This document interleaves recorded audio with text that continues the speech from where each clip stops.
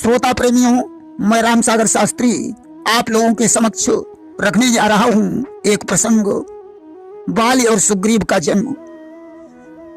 देखिए, ब्रह्मा जी ने देवता और दैत्यों को जन्म दिया, परंतु दोनों आपस में लड़ते झगड़ते रहते थे। एक बार की बात है, देवता और दैत्यों में घमासान युद्ध हो रहा था। ब्रह्मा जी उन दोनों में युद्ध होते देखकर दुखी हो गए और उनकी आंखों में आंसू आ गए कि देवता दैत्य का युद्ध देखो, ब्रह्मा जी दुख में छाए हैं। करुणित हो गया हृदय उनका, नैनों में नीर भर लाए हैं। अचानक ब्रह्मा जी की आंखों से दो आंसू टपक कर जमीन पर गिर पड़े और वे दोनों अश्रु बिंदु एकाकार हो गए, जिनसे एक वानर राज का जन्म हो गया। वानर क्रोध से भरा हुआ था, उसे प्यास लगी थी, अतः पानी पीने की इच्छा से वह ब्रह्मा द्वारा स्थापित एक सरोवर पर पहुंचा, जिस सरोवर में देव कन्याएं स्नान करने के लिए आती थीं।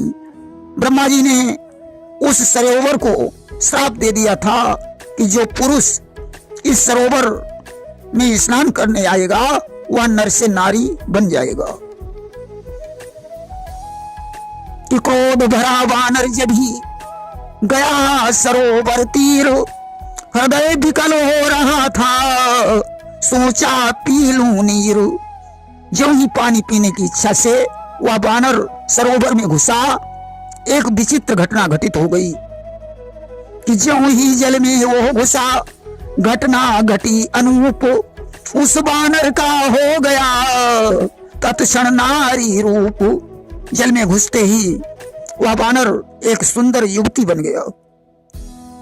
देवराज इंद्र ने उस सुंदरी को देखा, मोहित हो गए कि सुरपति ने देखा नैनों से, तत्क्षण भूतल पर आए हैं। सोचा इस परम सुंदरी ने, रति के भी मान घटाए हैं। आज इंद्र के समागम से एक पुत्र का जन्म हुआ, जिसके बाल बहुत सुंदर थे। इंद्र ने उस बच्चे को ब्रह्मा जी के द्वारा वरदान दिला दिया था कि जो इस बच्चे से युद्ध करने की कामना से आएगा, उसका आधा बल बच्चे में चला जाएगा। सुंदरी ने उस बच्चे को गौतम ऋषि के आश्रम पर छोड़ दिया। गौतम ने उस बच्चे का पालन पोषण किया। उसके सुंदर बाल देखकर उसका नाम बाली रख दिया। इसके पश्चात भगवान सूर्य के समागम के द्वारा एक पुत्र का जन्म हुआ, जिसका कंठ बहुत सुंदर था। सुंदरी ने वह बालक भी गौतम ऋषि के आश्रम पर छोड़ दिया। सुंदर कंठ देखकर गौतम ने उसका नाम सुकंठ रख दिया।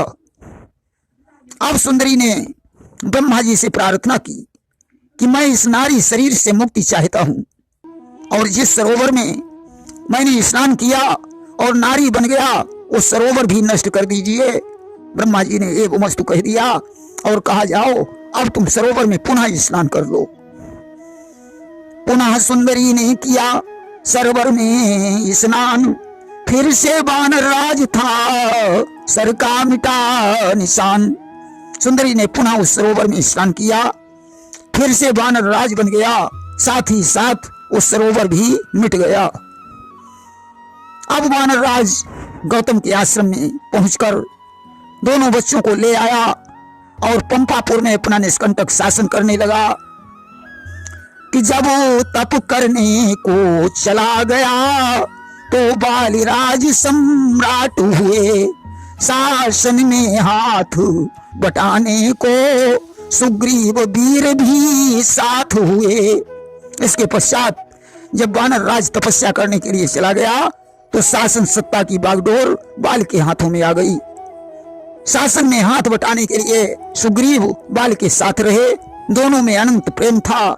सुग्रीव के विवाह के समय देवगुरु बृहस्पति जी ने इंद्र को बताया कि यदि रूमा और सुग्रीव का विवाह हो गया, तो तुम्हारे पुत्र बाल पर खतरे का पहाड़ टूट पड़ेगा। या विवाह संपन्न होते ही दोनों की मित्रता नष्ट हो जाएगी और बाल की शीघ्र मृत्यु हो जाएगी।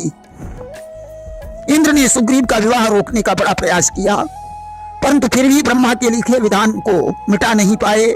सुग्रीव का विवाह रोमा के साथ हो गया और कुछ ही दिनों के बाद दोनों का प्रेम समाप्त हो गया।